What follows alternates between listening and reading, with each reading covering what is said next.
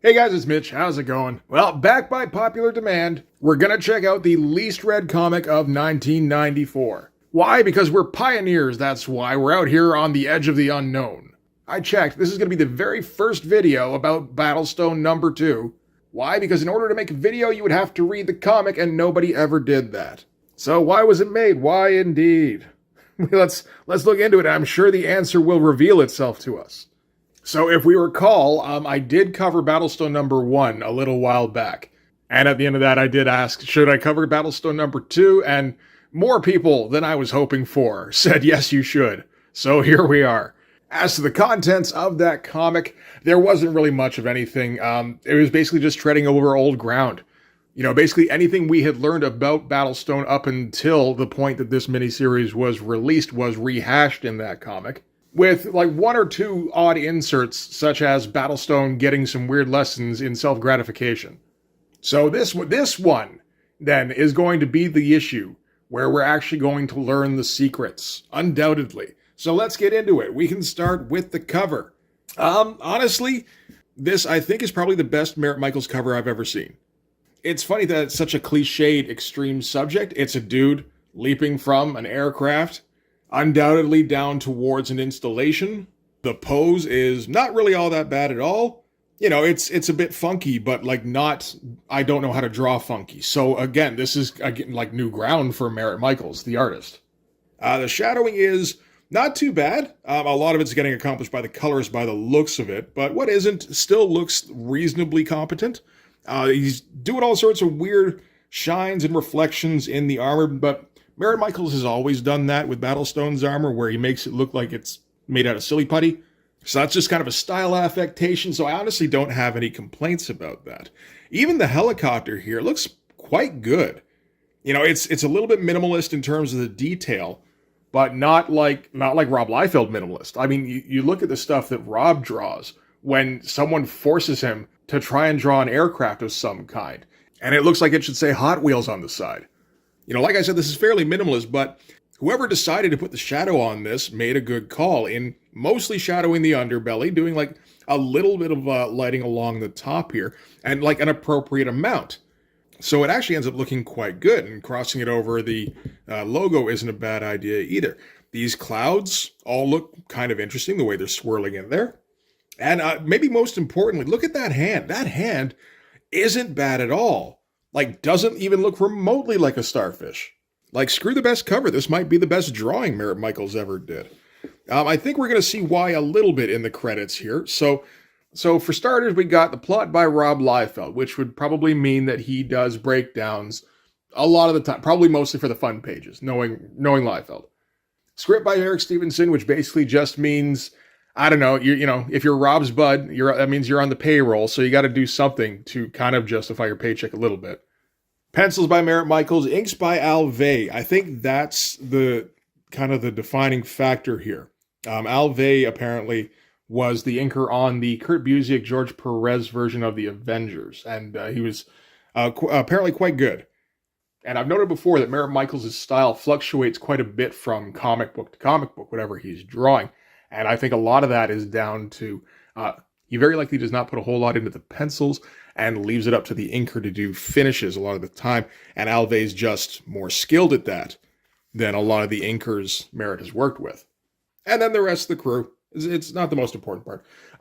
So, I mean, we might as well just jump right into it here. We're going to kind of start the way we started in the last one, which is with flashbacks.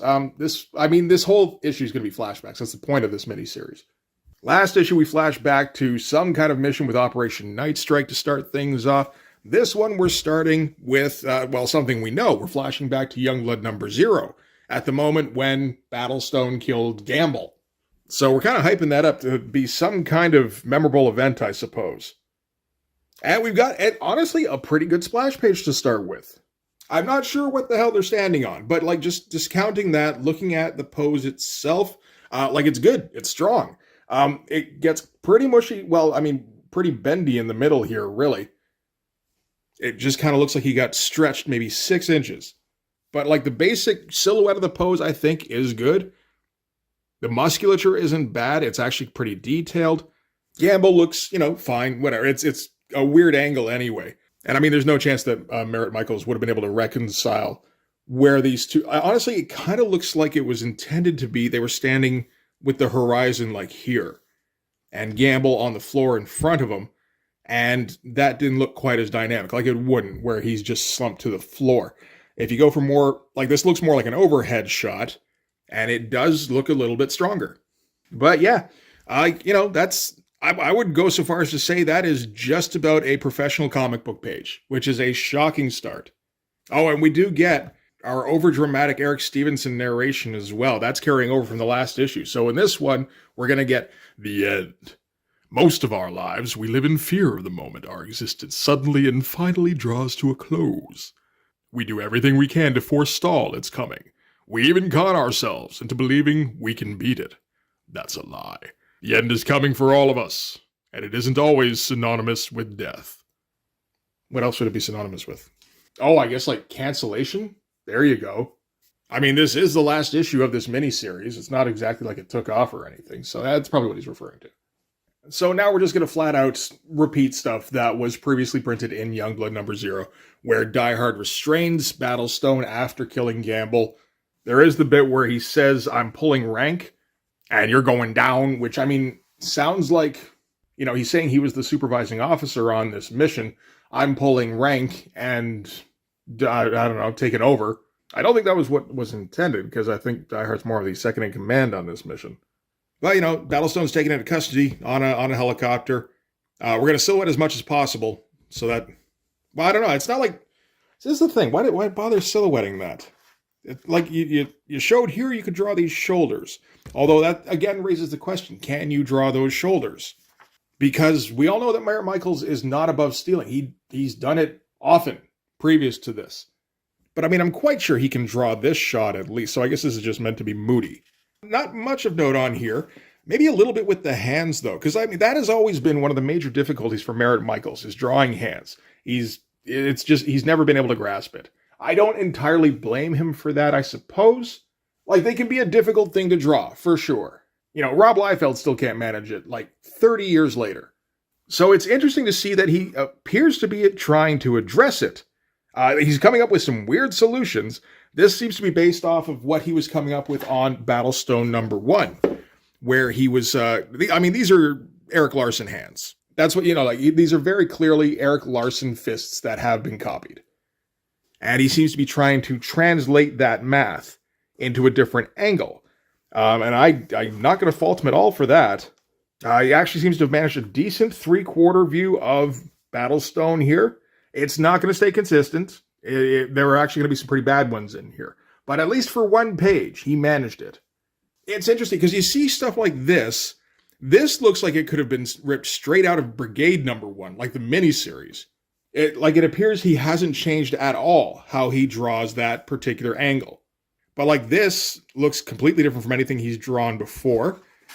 As does this. There's a decent chance this is a Liefeld composition, but he still managed to connect everything as far as I can tell. Unless Liefeld just flat out penciled it, which, who knows? I mean, maybe. This is the thing. There is a part of me that wants to give Marat the benefit of the doubt every once in a while, because every once in a while, it appears like he's making some progress. And I genuinely want to be like, oh shit, look at that. Marat learned a thing. And then 3 months later, he'll draw another issue where it looks like, oh wait, no, he never knew that thing. So he stole it or somebody else did it. Or he just got really lucky that first time. Who knows? But I don't know. I've seen enough drawings by Marat that are very obviously copied, that everything he does is suspect. This shot here. So, okay, this is kind of present day in the context of this story. So this is, everything has been kind of leading up to Battlestone being reinserted into Project Born Again so that he can be resuscitated and reprogrammed, more importantly, because they finally cracked some kind of control mechanism. So now he's a soulless killer and he's just going to work for the company. Whatever company that is. Interesting splash page here. Very crazy looking proportions, really. Honestly, almost kind of like manga looking, where the shoulders and the arms are just way too big. And I don't have too much of a problem with it, to be honest.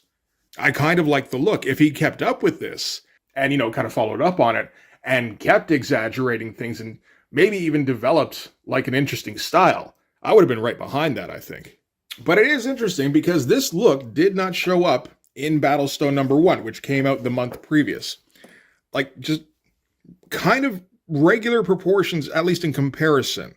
You know, and they stayed reasonably consistent throughout, I would say. Everybody just kind of has these same builds. Nobody has these exaggerated kind of monkey proportions. He was doing this like Stephen Platt pastiche in this issue particularly. But this is a little bit closer to, I'd say, Marat Mychaels in that, you know, you can kind of tell by the rubberiness. And the proportions are all, like, they're pretty consistent with how Marat Mychaels has usually drawn superhero characters. This is new. And we're going to get a few more shots like that in here, I think. So I don't know if this is just kind of like a happy accident thing. Like, look at the size of the arms compared to the size of the pecs. That's a little bit crazy. Maybe it's just down to he drew the pecs way smaller than he should have. That might just be it. I don't know, it's strange because it does look pretty good. Also, I like the amount of accessories on him. You know, he's got like a fully equipped belt. He's got the little suspender things under his, like something actually holding on his shoulder pads is crazy. I don't know who would have even thought of that. He's got the knife boot and the holster strap and all that. This is like the newly teched out Battlestone. It looks quite a bit better than the usual one, I think. And anyway, he's going to do that airdrop from the cover.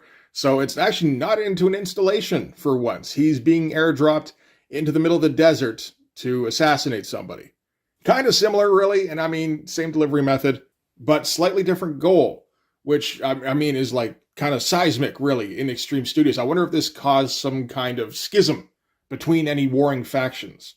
And we get a bunch of huff in your own farts kind of narration here from Eric Stevenson here, because the guys who are ferrying Battlestone over freak out a little bit that he just jumps out of the helicopter without needing a parachute.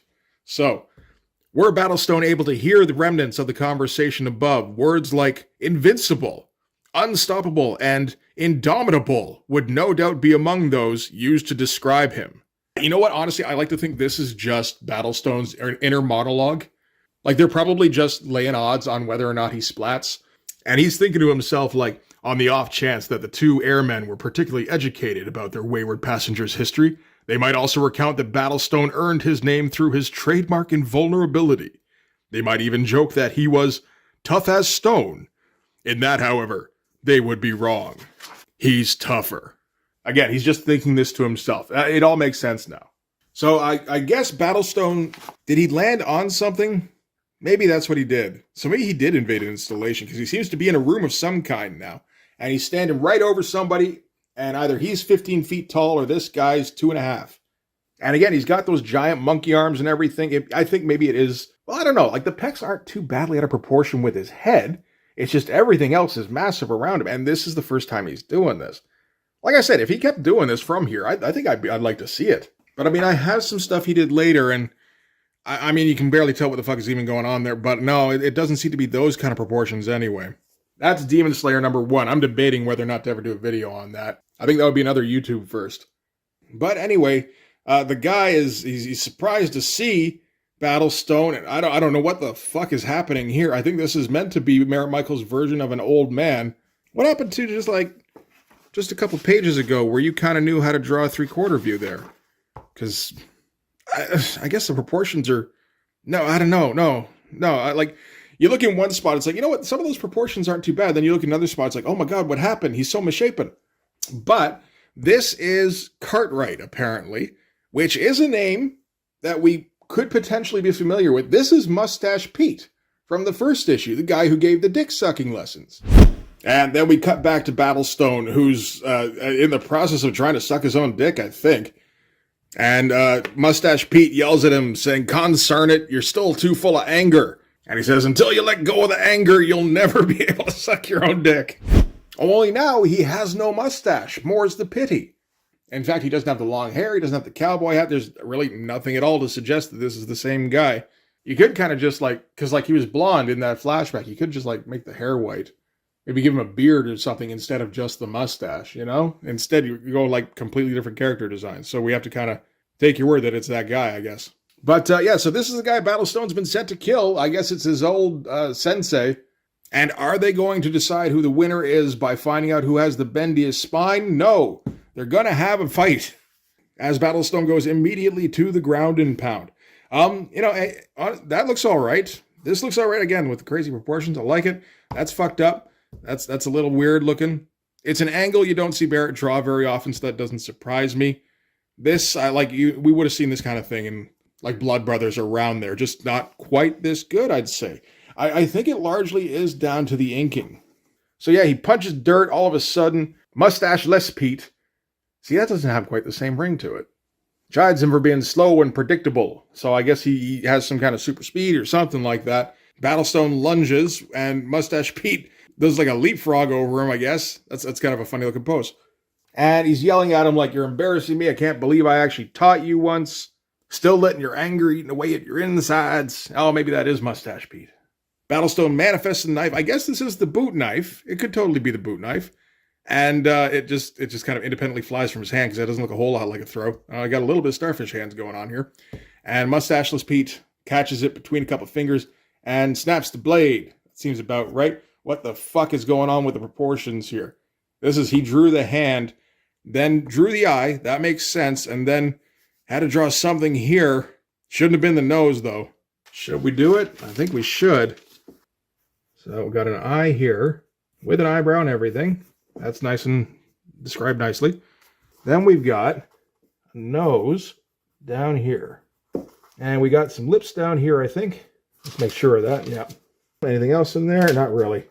Whoa, that's a little bit crazy. So how can we possibly, let's say that was a little bit of a 3/4 view. No, not at all. That's a fucking alien. How wide is this face? I think if we're extrapolating, I'm pretty sure the head goes out like this, right? This is Megamind. Okay. Well, we cracked it at least. And then Mustache Pete appears to fly away. But Battlestone appears to fly after him, and I guess Mustache Pete ran out of rocket fuel because now he's just running. Not making a whole lot of sense here.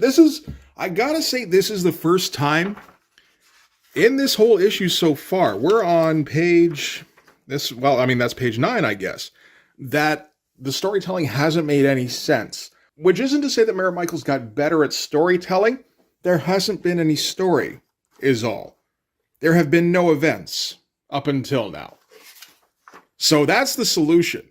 This is why any average Extreme Studios book, nothing ever happens. It's not because that's the fun stuff, that's what the people want. It's because nobody there knows how to draw anything else, so they just stay away from it. So, let's keep it in our minds that apparently Mustache Pete can fly.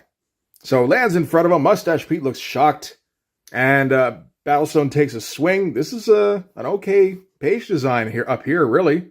Where we're actually using Battlestone as the panel border. I don't have a huge problem with that. Pete catches his hand and smiles, even though he looked absolutely shocked here for a second.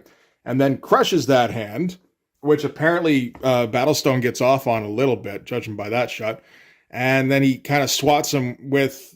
he says here the hand is broken. So, I imagine this hand is just flopping around as he smacks him.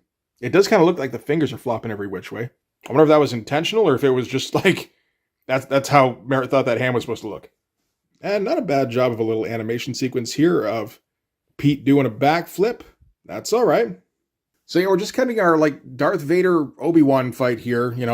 When we last left, I was but the pupil, etc. I haven't had much of anything to complain about, really, in this so far. I think one instance of bad storytelling and some inconsistency, but not necessarily, well, and that fucking head. But yeah, not necessarily bad inconsistency. No, so far, this is the best thing I think Marat's ever drawn. Oh, we're doing a flashback here to the trial of Battlestone. When he was in the big gold chains. Remember that shit? That was kind of funny. And it seems very unnecessary, really, because this is, again, stuff we're just kind of reprinting from Youngblood number 0, where he's just dismissed from Youngblood. Look at those proportions. Those proportions are fun. See, now I want to draw shit in those proportions. Did Marat Mychaels just inspire me? I don't think I like that. No, that is not okay. And now he's punching something. I think he's punching the wall that Pete was crouching in front of here. But yeah, both these poses are pretty good, which again to me suggests that he either got help or he stole it from somebody. But I don't have any proof of that, so it's just kind of, and that's just kind of part of the Marat Mychaels experience anyway. No, that looks dope. That reminds me of something. I can't quite think of what it is. Is that Wills? You know what? Those are some kind of Wilsey proportions. He does like to go with a heavier upper body. Oh, now I wish I had more examples of like wetworks and stuff. Maybe. I'm going to say there's a good chance. What in the holy fuck is that? You going to tell me the guy who drew this drew that? Really? Because that's a damn good drawing, really. That somehow doesn't seem to track too well, unless he's been working solely on practicing drawing figures and has not drawn a face since 1992. But anyway, he took a punch. Pete jumped out of the way and landed on his arm. Again, he's at least 15 feet tall here. It doesn't matter. It's fine. And then kicks him in the face. Battlestone can't feel it, though, because he's a zombie man. And he pulls his busted hand. This would have been his busted hand that he punched through the rock here. Which honestly is fine, because he is going to have to use a hand for an actual skilled purpose later, and it's not going to be the right hand. Like, you can use a busted hand to punch, just kind of use it as a battering ram. Particularly if you're undead, I suppose, and they're just going to repair you when you get back. Those fingers are flying every which way. This is kind of the point, I suppose, where I should point out that this is stupid. Like, we're just getting the odd snippet of a flashback to, like, not even events that we haven't seen before. Events that have been featured in previous Extreme issues, and there haven't even been that many of those. Like, we're pulling from the more famous of the Extreme issues. The ones that everybody bought at the beginning of the company before everybody realized that Extreme specifically was a scam. But the whole point, I think, of sending Battlestone after Mustache Pete was to kind of prove the effectiveness of the brainwashing technique, the control technique, whatever it was. Because Battlestone doesn't have a reason to kill Pete. Like, he doesn't have any kind of grudges against him or anything like that, other than I suppose Pete walked out on him back when he was in, like, a delicate position. So that's what you do, right? You reprogram your asset and you send him after somebody that he absolutely wouldn't kill under any other circumstances to prove that the program works. The thing is that he's doing his usual Battlestone snarling things, where he says shit like, "I'm sick of listening to you, sick of your pathetic drawl of a voice, sick of you." You know, that's not really a weapon that's under somebody else's control. That's, unless it's just, like, really subtle control where they can kind of influence him more and like inception him, kind of. Anyway, when he pulled his hand out, that rock goes flying, we're flying right at Pete. He did have another name, didn't he? Cartwright. Yeah, I don't like that name nearly as much. When he dodges out of the way of the rock, I guess he was standing on a bridge. We didn't see any real evidence of a bridge before that. Oh, maybe that's a bridge there. That could be a bridge. That could also be a bunch of rocks. But here it looks a bit more like a bridge, so we're going to say he was on a bridge. It seems to fall away beneath him, and he starts falling through the gorge. He's able to grab on, like Temple of Doom style.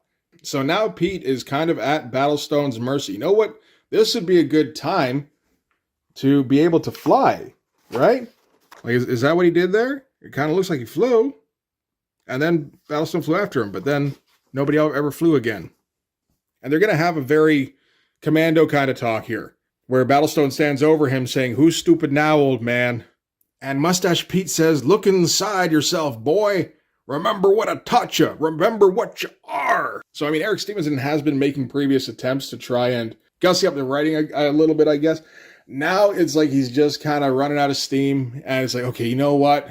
It's been so long since I just pulled out the old cliches. Let me just use them one more time. And Battlestone says, "Don't make me laugh, old man. I've seen inside myself. I've seen what I am. Trust me, isn't it a pretty sight?" And Pete says, "No, John, that's not true. I know you're a good man. You're no killer. Please, John, please, listen to me." And he reaches with the left hand, like I said. That's the one, the unbroken one. So we are actually kind of maintaining continuity, although that could just kind of be like a happy accident. But, we could also choose to believe that Marat actually remembered which hand was the broken one. He didn't remember before which hand was rearing up for a punch and then which one was punching. So I guess maybe that's a little bit too much to hope for. And that was like on the same page and everything. So Battlestone says, okay, like I'm going to listen to you. So now they're just kind of dangling off the edge of the cliff here, and Pete goes, I knew you'd come around, John. I knew you hadn't lost sight of who you were. It's just like I always told you, Johnny. You just need to let go all them angry thoughts and relax. Now, I will say, given that this is very clearly a setup for you remember how I said I was going to kill you last kind of thing? That's the callback right there. And he doesn't take it. Instead, Pete says, okay, pull me up now, and Battlestone says, pull you up. I agree to listen to you. I have no intention of pulling you up, and he lets him go. What he should have said was, you said to let go and relax, and then let him go. How do you not pick up on that? It's on the same goddamn page and everything. That's just disappointing. God damn it. We almost made it the entire thing without a vertical double page spread. Look at those fucking proportions. That is some insanity. What is going on with this hand? He's like throwing out gang signs and shit. That arm is legitimately almost the size of his torso. Again, I don't mind it. I think he's trying to maintain proportion a little bit from when he copied off of that Wills drawing. But like the legs don't match up or anything. No, this is like he knows how to draw the odd little texture here and there, but he has no idea of where to put them really. And again, like the guy who drew this also drew this. No, he did not. I'm sorry. That's simply, that's not a thing. That's not possible. This guy does not know how to draw that figure. He doesn't. Not even remotely. So anyway, yeah, Mustache Pete falls to, I'm sure, his death, because he lands in water and we don't see a body. And then we get some Eric Stevenson narration to end with. And this is kind of mirroring the narration that we started Battlestone #1 with. Because it says memories. Remember, that was how we started Battlestone #1. Some fade over time, lingering only long enough to leave the faintest of impression of a life rich with experience. That's certainly what we're getting from this, is how rich Battlestone's life is. Others hang on, or we hang on to them, for what seems like forever, woven indelibly into the abstract tapestry of our conscious minds. When we let go, the tapestry is unwoven. Okay? Is that like resonance? Oh, wait, there's more. Fond remembrances, bitter recollections, bad dreams. That's straight from the first issue. All spiral ever outward, away from their beginning, and hopelessly onward to the end. That is a word salad. Oh my God, so ugly. The end. Yeah, I hope so. Most of our lives are lived in fear of the... Yeah, we did that already. The end is coming for all of us, and sometimes it's a beginning. Oh, is that where we were going? So, like, this doesn't have anything to do with Brigade at all. Like, this doesn't have anything to do with anything. That's all it is. The only remotely new thing in this entire miniseries is Mustache Pete. We found out he existed on a 2-page spread in issue 1. That was his only appearance. And then we erased him in this one. I mean, I guess he can come back, and he almost certainly will, if Rob remembers. What, do you really need to bring back Mustache Pete? I don't see that. I don't see what people dig in this one. Some people seem to dig this one. Rob, specifically, I'm calling you out. You seem to dig this one. I don't agree. It's more interesting than what he does these days. I will grant you that, definitely. But it's very obviously just scribbled with a Sharpie on a napkin. Ugh. Oh, Warchild coming out. Look at all the detail on that. That certainly was not Rob or Marat. That's Chappie Ape all the way. Okay, that is Battlestone #2. Man, that is... Oh, I get to try and sum that up now in a way that's entertaining. So, again, look at this cover. And then we look at this thing here. You tell me this guy knows how to draw this pose? Or was it a happy accident? Or was he stealing? Or he doesn't know how to... If any decent drawing that Marat Mychaels has ever produced has been completely because fate willed it. He didn't have anything to do with it. But yeah, nothing happened in that. It's garbage. You didn't learn anything. You didn't get, I would say, a very entertaining... Well, actually the fight wasn't too bad in terms of Extreme Studios. But like, if all you want is a dumb fight, which is what this was, like, you could just reread any Youngblood issue over and over again. And it's going to be pretty much the same poses a lot of the time, too. So it's not as though, you got to pick up the new one so you can find the new poses. This is the thing. There is no reason for this comic. Nobody was clamoring for the secrets of Battlestone, and even if they were, they didn't get them. Maybe it was more like Marat had been sitting around for a year and a half because he wasn't doing a whole lot of drawing before this. And Rob felt like kind of throwing him a bit of a bone. So it's like, what if we do a Battlestone miniseries and you can draw that? How about that? You don't even have to draw that much. You just do like breakdowns and we'll let Alve do most of the drawing. If we're looking at it from the perspective of, what I've always said about these extreme books, which is that they're basically just portfolios to create pages to be sold in the secondary market. Look, this style doesn't look remotely like that double page spread at the end. There's no consistency in this whole thing. But if we're looking at this as that kind of portfolio, where you're just producing pages to sell separately as original art, that explains a whole lot, right? This page is pretty good for that. This page here, probably not that one, but you can't have them on every page. Yep, that one there. Got another one here. Got another one here. Like if you can't afford Rob original art, you might be able to afford Marat. And depending on who he's stealing from that day, it might end up looking okay. Now I want to see if I could find this available on like Comic Art Tracker or something. I want to shout out to, who's the colorist on this? Gloria Vasquez. Did a fine job. Everything looks a fair bit better than it otherwise would have, I think. Same with Alve. I doubt he got very much to work with. And he made a lot of these look like professional comic book pages, or pretty close to. He couldn't do much with that face there, though, apparently. Anyway, that's going to do it for Battlestone number 2. I guess this is the moment where I'm supposed to say, let me know if you want me to review Battlestone number 3, except it doesn't exist. That said, you did see me bring out my copy of Demon Slayer number 1. So I could hit that if there was some kind of demand in the comments. I suppose I could do that. Yeah. You know what? I'm pretty sure Marat Mychaels writes that too. Oh, he does. He's an auteur in this one. So I don't know. That might be, I was about to say that might be worthwhile. I don't think it'll be that.